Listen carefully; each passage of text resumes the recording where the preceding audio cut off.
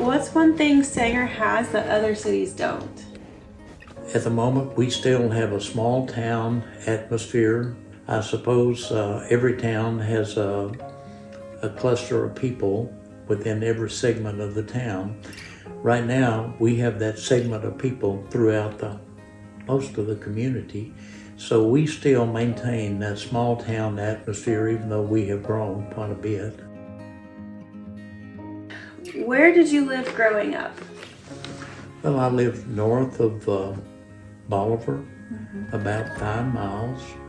My father was a farmer there. We raised, cotton, corn, wheat, oats. We had neighbors who were in the dairy business, so we enjoyed a variety of different experiences in that area. When I was a very small child, my father and my uncles jointly owned a thresher. Oh, And wow. so they went from farm to farm threshing wheat and oats. Yeah. So that's an experience that I will always remember and always cherish. What crops are grown in Sanger? How is it different from when you were younger?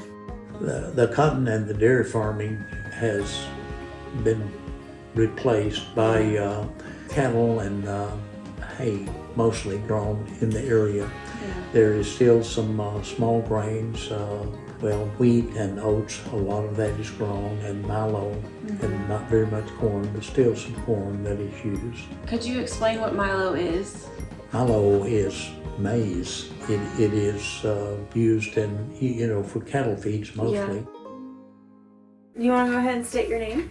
My name is Lewis Treach. Okay. I live in Sanger, Texas, all my life, right here on this farm for 70 years.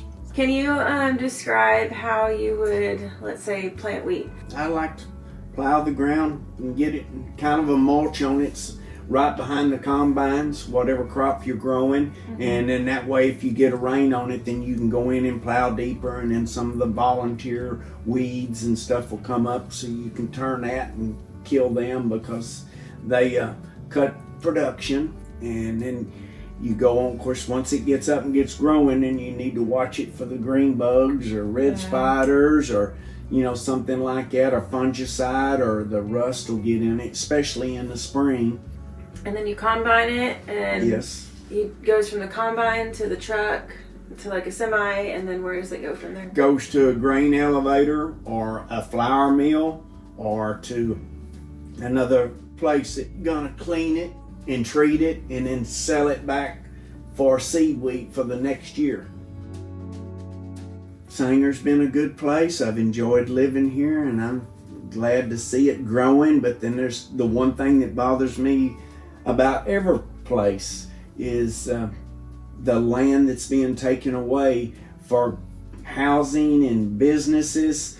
The good land that's being covered up.